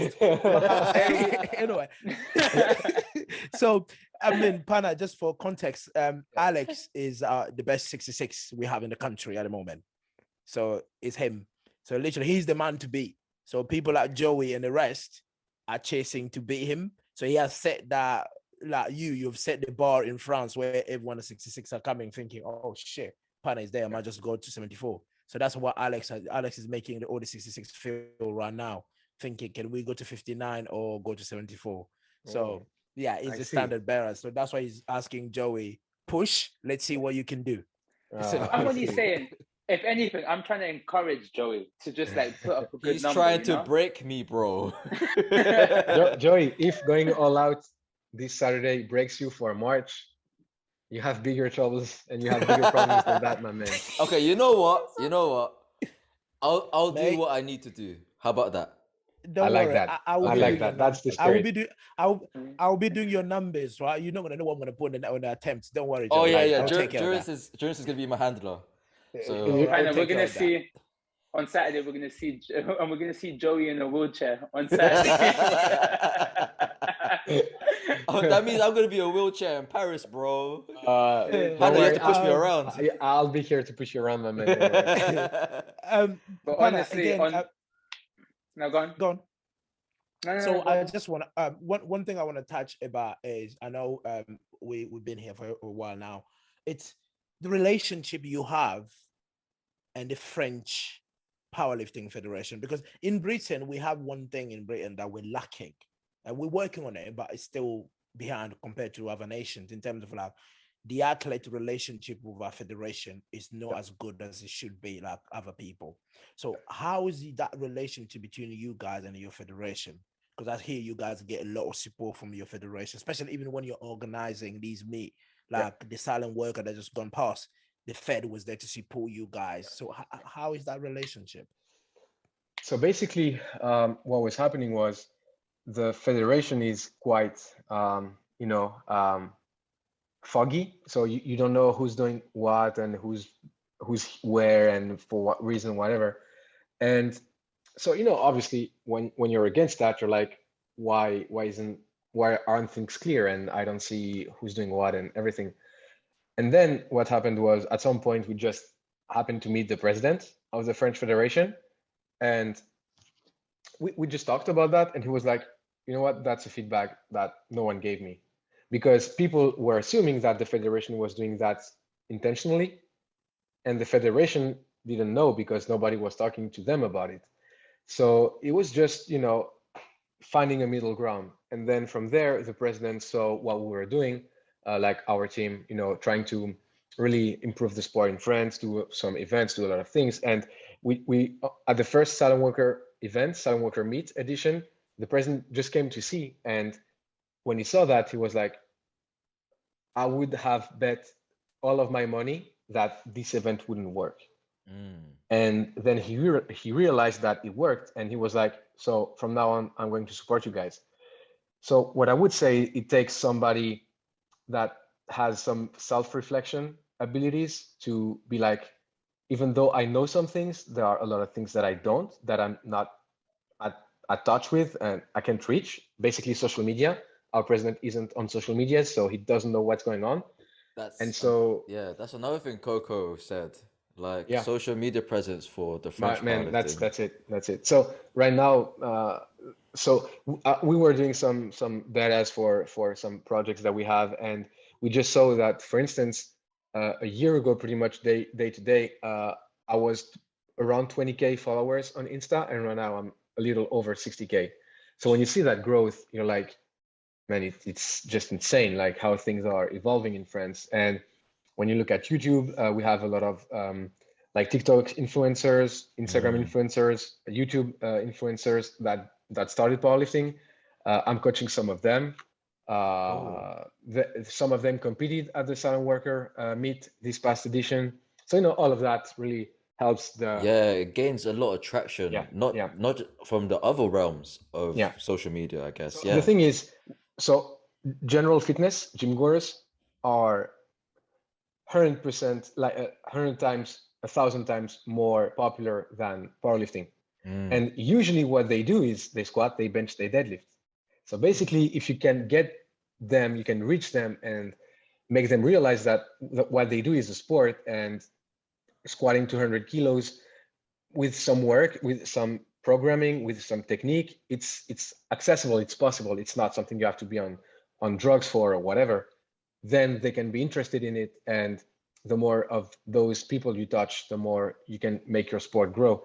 So that's what we're doing in France, and that's what we're aiming to continue to do. But people didn't realize that if you touch them, then it's a win for the sport, because they're already practicing the sport. They just don't know they're practicing the sport. It's a very good thing. I mean, the last bit I wanted to touch is we have to, right? I know we wanted probably to end it, not to touch on it. Is about this thing going on about bench changing. Yeah, bro. Yes, you were quick. You were quick. I saw you did. I think probably he wasted no time on that video, man. Yeah, the content you put, I think I can have to admit, the entire powerlifting family, I agree with a lot of things that you said, right? In terms of, I want to touch into that because we probably were the first people here in the podcast since you've done that. First time you're sitting with people talking about it. I just want to get your views about it. So how do you feel, or what's your take out of it? So first, honestly, I didn't feel that this was as big as a problem as what it may actually be. Because, you're like, yeah, those are the rules and there are the rules. So who gives a fuck? But then when you look at it and you're like, yeah, but that's a rule, but is that rule fair? Then you can really question that. And so my point on the little video I did on Insta was, you have to have a minimal range of motion for all of the lifts. Why wouldn't the bench be part of this list? We have 3 movements. Why would you have 2 movements with minimal ROM required and not one? So that was my initial thought. And then, does it really hurt the general attraction of powerlifting? I don't know, to be quite honest. A lot of people say no. I did a little survey on my Insta account, which it's worth what it's worth, for sure. But I had over 60% saying, yeah, it's a big problem, where I don't feel like it. I was also shocked by the numbers, but I was shocked by it because I didn't think this was as big as an issue, but turns out it is for some people. Would you say that you were shocked by it because you feel as though that the benches that we've seen on the international stage, not only a small percentage, if that, actually have that stupid range of motion? I agree, and for me that's the problem. Like big arches aren't the problem for me personally. The problem is when you have 2 centimeters ROM, because obviously I respect that. That's, you play by the rules, and that's fair. And as we say, you don't hate the player, you hate the game. But so what's funny for me is whenever you're doing like a squat that's 1 inch above parallel, people are like laughing your ass off, like, hey man, I didn't see a squat, like, whoa, good depth, whatever. And when you do 2 centimeters ROM, people are like, man, that's technique. That's a huge arch. That's technique. So how do you compare that? Like, why is it okay to have like, yeah, man, you have to bury that squat really deep, and I don't care what your body is, like what your anatomy is, what your levers are, you have to bury that squat deep. And then you're like, yeah, man, go ahead, like be my guest, do whatever you can and whatever you want. That's so true, man. That's a dichotomy I quite don't get. And yeah, I agree with you. The quote unquote problem is mine is under 1% of the athletes competing. if that. But the problem is they gain a lot of attraction. Yeah. Because you're attracted by that 1% that's weird or that looks off. And honestly, to be quite honest, I think that one of the quote unquote rule change I proposed was like your elbow below like the front delt, whatever, and this wouldn't change that much. I have a guy that I train in the gym that I coach. He has a big arch. He's an 83, and he has a really, really big arch. Should I be worried? No. In some time, yeah, in some time. Not now. Okay. No, you're not on our list for now, but maybe in some time. We don't know. Oh shit, list, you know. At the moment, the whole Europe, I don't know why the whole Europe. I get people like DMing me like from across Europe saying, "Oh, have you seen this guy? Have you seen that 83?" I'm thinking, guys, you know, I'm chasing as well. Like I'm chasing other people as well, right? We all chasers here. Yeah. You know, I don't want people to chase me. But then what that means is you're becoming the figure in that range. People want to beat you, which is a good thing. Unfortunately, that makes it really interesting, isn't it? But I always say this, Pana, if you want to beat me, I'm not waiting for you at the next junction, isn't it? When you arrive there, I'm in the next junction. So I like that. Yeah, that's it. But yeah, so this guy has a big ROM. He has a big arch with a small ROM, and he still hits quote unquote depth with the elbows. And then I got some people in the DMs with, yeah, but how do you ref that? And I'm like, yeah, how do you ref squat depth? If refing elbow depth is not viable, why would it be viable for squats? Where on squats you don't have any pause at the bottom, so it goes as fast as it can possibly go, and you still have to decide if it's depth or not. And then on the bench you have a pause, so you can definitely see if the quote unquote elbow depth is there, and once it's there, it's there. Once it's not, it's not. And you were like, yeah, but on bench you have to look for the butt, look for the head. Yeah, man, you just check the depth, it's depth, and then you check the rest. You know, that's once you've assessed if it's depth or not, you can go back to watching the other stuff. So for me, it doesn't make any sense as to why this couldn't be implemented. I think for all that scenario, for me personally, I didn't like the statement, because the reason I didn't like that statement is because, first of all, as an IPF president, supposedly he said it in a banquet after the the European bench press. You can't just release a statement like that in a ceremony like that without it being official. Especially this is the sport the whole world is watching. And we have got social media nowadays. You say one thing now, tomorrow everyone knows what you said. That's why I didn't like it. And then people didn't receive it really well. Again, I get it. People have got some stupid, what do you call it, arches and all of that stuff. But sometimes I don't have nothing against those people. I always say, look, this is what they have to take advantage of that. Right? Midgets like Joey who going to squat like 230 is because he's short. Are you going to tell short people not to squat anymore because they have the advantage of being short? No, that's what they have. Let them use it. And Alex has got hands like a bloody mongoose. You know what I mean? Let him pull 390 or 320 because he has got long arms. Let him take advantage of that. So that's how I saw it as. Yeah, but I have two things. So first, with the thing with the president saying that at the banquet, honestly, what I think he underestimated is the power of social media. Yeah. Because, you know, there was one story about it, and then the next hour there were tons of story about it, and then 10 hours later, I made my video about it, and everybody was talking about it because of that, because that's a huge rule change. And where I get with you is that I do believe that this big of a change should be decided by, you know, the committee, a group of people, committee, because that will change the sport forever. Exactly. If it happens. So depending on the way it happens, this could change the sport forever and for everybody. So maybe in a year from now, we won't be practicing the bench press the same way we do right now. So, and I do believe it's heavy, like it has a lot of impact. And the second thing with letting people use the advantages, I agree with that. And that sport isn't it's equity. It's not being all, you know what I mean? It's not equality, it's equity. So you have the basketball at the basket at the same height for all of the players. But the thing is with the bench is I have really, really bad leverages for squats. Like in order to hit depth, I have to do something that my body doesn't like and my body doesn't know what to do, doesn't know how to do. People don't give a fuck. You're like, you're going to squat that depth, or you're going to get 10 red lights. Yeah. And the thing is, why wouldn't you force some of that range of motion for people even with good leverages on bench, which is what I don't get.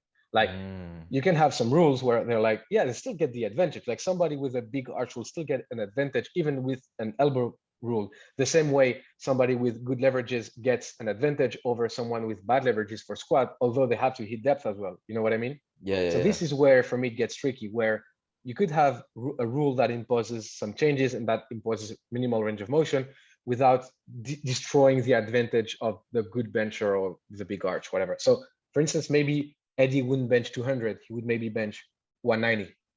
That would still be 20 kilos above me, for instance. Yeah, but it's 20 kilos less from his total. I tried that flat bench Pana. It's easy. Honestly, I think that if they have the flat bench, 145 today. If they have the flat bench, that what I was saying was, if they have a rule like bench flat, that just destroys the sport for everybody. Yeah, it does. Everybody, like even the people that don't arch, like myself. If like today, if you tell me don't arch, I can't bench because of my situation with my clavicle. Like having a bigger arch allows me to bench. If I don't have any arch, I'm just destroying my chest right now. So that's what I was saying was, I think I'm not sure we need a change. But if a change happens, it has to happen into a field where it can be measured.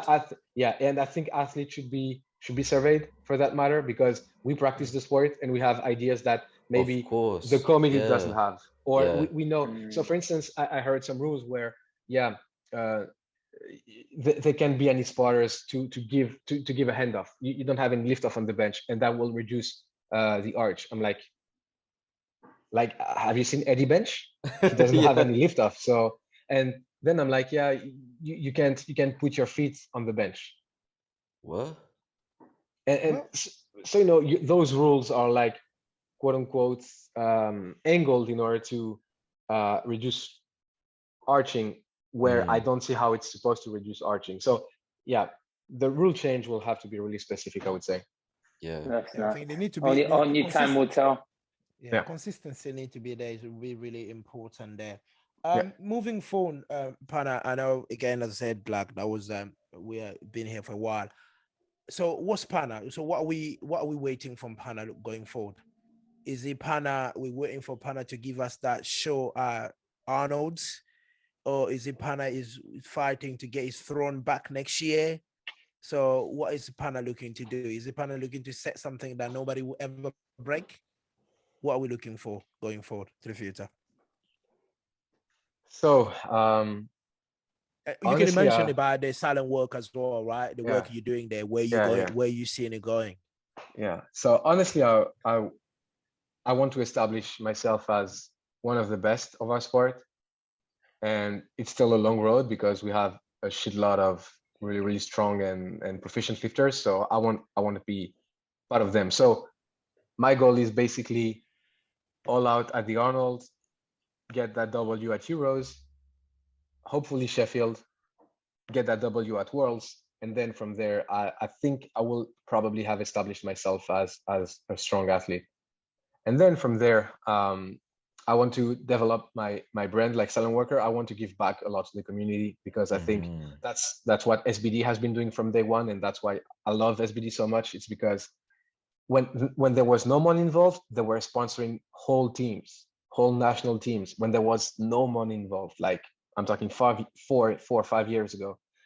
So I'm inspired by them for that matter, where they give without waiting something today. So obviously they gave because they knew that potentially they would get back, but at the moment they had no insurance.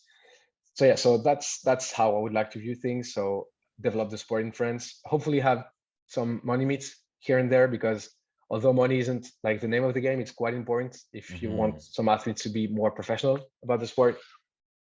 And then finally, yeah, I'd like to coach some more world champions, in order to to be seen as a good coach as well. I would say that's pretty much it. Joe, it looks like you're gonna be losing some athletes, mate. Sorry, Joe. I mean, all I could say there, I think you should give me that invite for Southern Worker next year. All right. I did this year though. I know this year you did. I know you did this year, and then right. That's what happened when you have a family. And don't have a kid anytime soon, by the way, Pana. Don't worry, it's not in my plans. It's not in my plans. It's not in my plans. Yeah. Get that invite on me next year. Put them in the list next year. Definitely, I'll put on my plans. You see me there. If there are some British lifters listening to that and you want to compete as a Southern Worker, we welcome and we'll have you guys on. So just slide in my DMs and we can make that happen. Bro, I hope you don't just take anyone. No. So basically, the criteria is you have to be European level with our French national standards. Okay. So it's some numbers. It's not like crazy high, but it's still high enough. So Joey, high enough. So Joey can't go. I'm going as a coach. I'm going as a coach. Shut up, bro.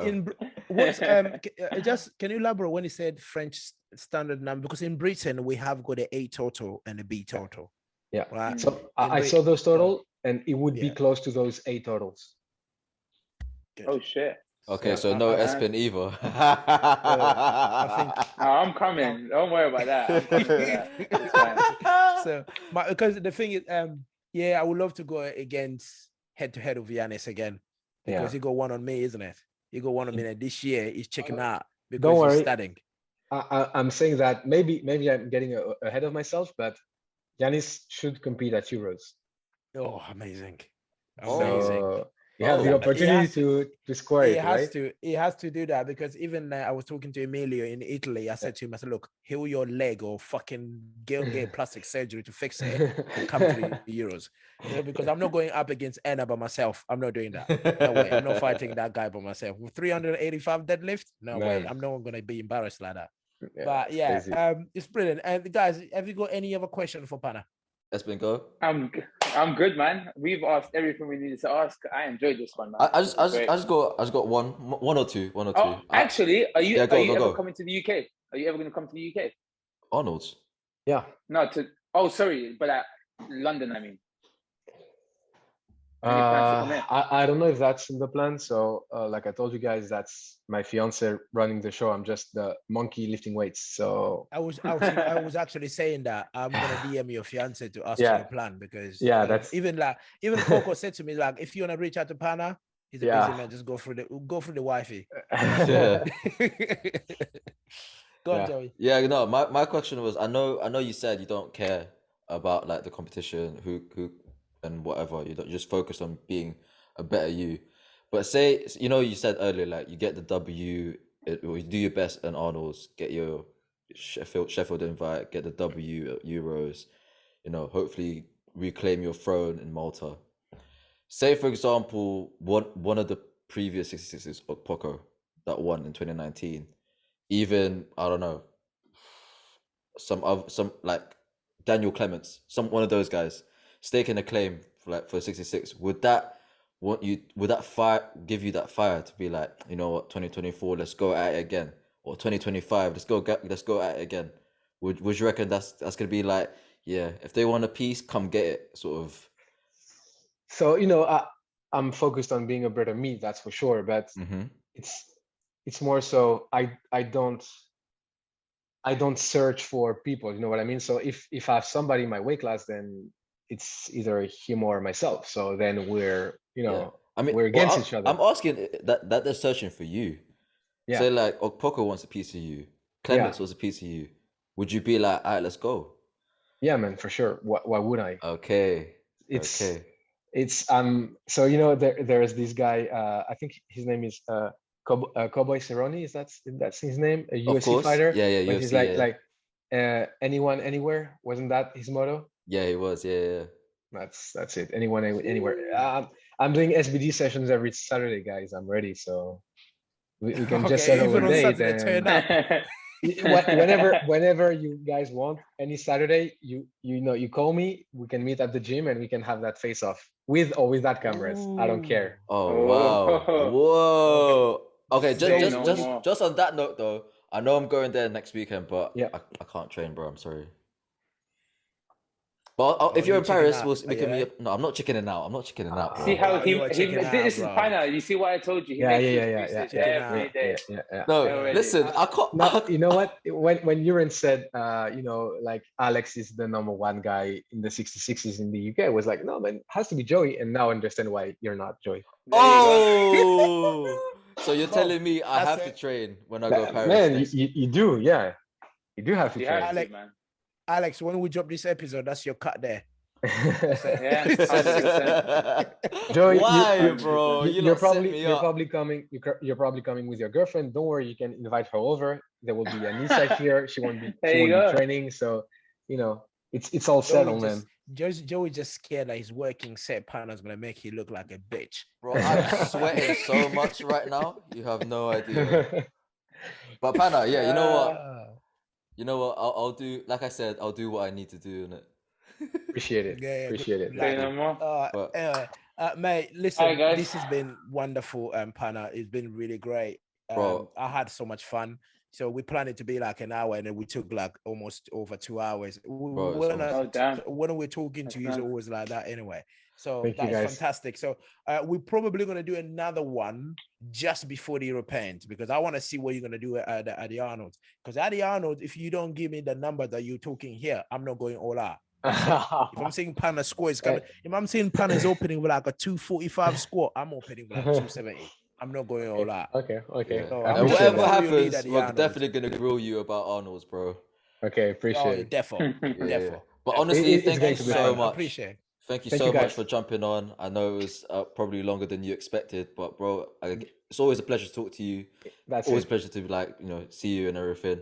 And hopefully I'll see you next week. I don't know, I'll try to DM you or something. Shoot me a DM and we'll get it settled. And just for the record, if you're not coming to train, I'm going to roast you on my social media account. So thank you. There you go. All right, cool. Say no Thank you more. very Say no much, more. guys. Say no more. Come back All right, take care, man. Take care, my brother. Thank you very much. Bye-bye, guys. Have a Take good care, night. bro. Bye-bye. See you, man.